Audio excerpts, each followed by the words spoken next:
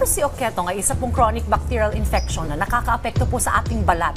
At kasunod ng World Leprosy Day, mahalaga po ang patuloy na kamalayan at suporta para rito. Tama ka dyan, Dayan. Kaya makakasama po natin ngayon ang dermatologist na si Dr. Catherine Joy Sayo Agiling.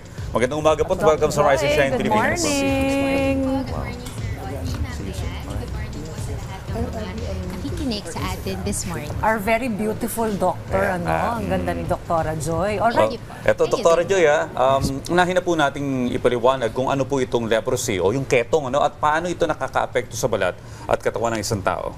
Sige, sir. So, ang leprosy po or Hansen's disease or mas kilala sa tinatawag natin na ketong, isa po itong sakit na dulot ng bakterya na tinatawag na Mycobacterium leprae or Mycobacterium lepromatosis.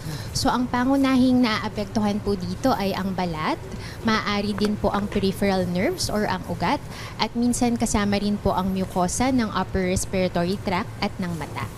Alright, Doctor, paano nagiging infected ang isang tao ng sakit na ito at gaano katagal bago lumabas yung mga sintomas? Sige po. So, ang mode of transmission po ng leprosy ay through respiratory droplets. So, if we remember, parang COVID po, through droplets. So, kunwari po, ang malanghap natin yung hangin na merong mikrobyo mula sa pagsasalita or sa pagbahing or sa pag-ubo or pagdahak ng isang tao na may leprosy na hindi pa po nagagamot, maaari tayong mahawa.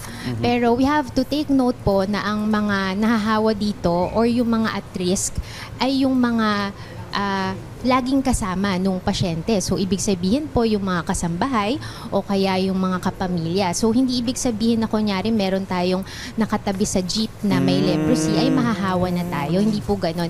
Kailangan kasi mayroong prolonged exposure with a close contact. Okay, so hindi siya comparable sa COVID-19, na isang daanan mo lang o nahawakan mo lang, mahahawa ka na. Opo. Well, pero Opo. itong pag-usapan natin itong ketong, leprosy, dahil may gamot na dito, hindi ko alam na meron pa rin maraming kaso nito sa ngayon. Well, over the years po ba, ito po ba yung nababawasan na yung kaso nito since nagkaroon na ng medicine at treatable naman ito? Over the years, yes, nababawasan naman po. Pero unfortunately, marami rin pa rin po tayong mga kababayan na hindi nagpapatingin dahil nga po nahihiya sa sintomas na napapresent nila.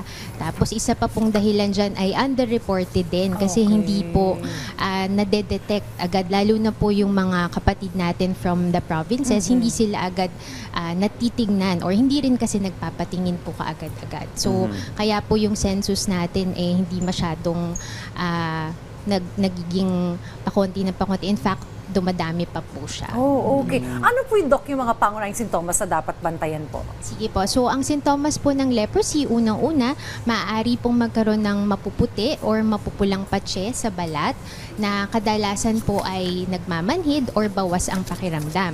And then, pangalawa, maaari din po magkaroon ng mga bukol-bukol or nodules sa balat. And then, pangatlo, maaari din pong makakapa tayo ng namamaga or nangangapal na ugat na kadalasan po ay meron ding kasabay na pagmamanhid or minsan nag-weaken yung muscle doon sa parte na ina-affect nung nerve na yon. So yun po yung karaniwang sintomas. Okay, doktora, paano po yung gamutan nito? Expensive po ba at gaano po katagal? Sige po. So, once diagnosed, ang gamot po ng leprosy ay ang pag-inom ng tinatawag natin na MDT or multi-drug therapy. So, ito po ay kombinasyon ng 3 antibiotics, So, it comes in a blister pack. So, ang isang blister pack ay good for 1 month na gamutan. Nandoon na po yung 3 gamot. Tapos, nakalagay na din doon kung ano yung iinumin mo araw-araw. So, ito po ay libre. Yun, very important. Inuulit natin, libre po itong binibigay ng Department of Health, yung gamutan. Tapos usually umaabot po ito ng 6 months or 12 months or higit pa. Libre naman pala. Yes, sir. Well, Doc Joy, ba talaga nakakahawa itong ketong at saka paano natin maiiwasan ang pagkakaroon po nito?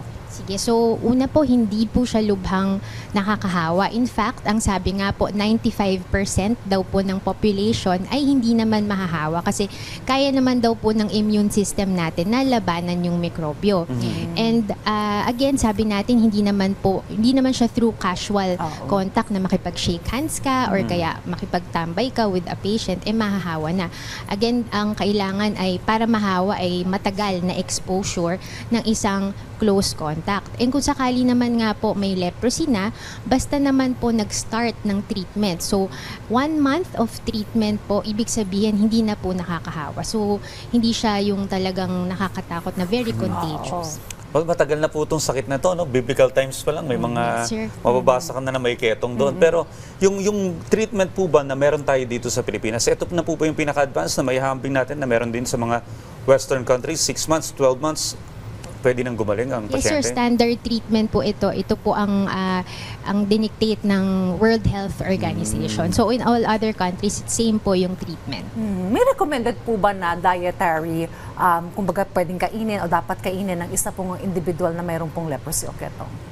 Ma'am Dayan, wala naman po siya talagang specific na dietary requirement or wala rin naman pong specific na dietary restrictions, no? Pero in general po, what we advise is kailangan panatilihing malakas yung immune system kasi nga kailangan malabanan mo yung mikrobyo eh. So, ang usual na ina-advise po ay vitamin supplementation. So, maganda po walang mga nutritional deficiencies kasi syempre hihina or babagsak ang immune system. So, we recommend po mga vitamin A, C, D, E, vitamin B12 or mga minerals po like zinc, selenium and magnesium. Hindi naman ito po ay nakukuha naman sa mga multivitamin capsules, but of course pwede ring makuha from food like for example vitamin A, meron namang carrots, papaya, vitamin C, mga citrus po, and then vitamin D from egg and sunlight. And yung mga minerals nakukuha naman natin from green leafy vegetables. And we also advise lagi yung mga patients po na iwasan na sobrang napapagod, workaholic, or sobrang stress para maiwasan po yung mga complications like at saka yung mga lepra reactions. Okay, bilang panghuli po, no, para sa awareness ng ating mga kababayan, ano po ang inyong mensahe, Doktora?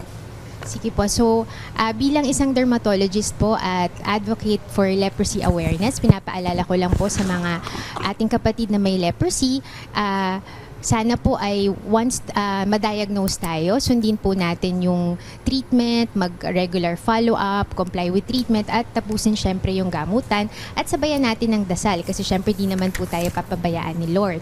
And for the rest of our kababayan, sa mga nakikinig po, pinapakiusap po namin na ang ating mga kapatid na may leprosy ay sana i-accept natin sa society, no? Kasi sabi nga ni Sir Audrey kanina, from history pa at biblical times, talagang meron na pong social stigma at discrimination na pumapalibot sa leprosy.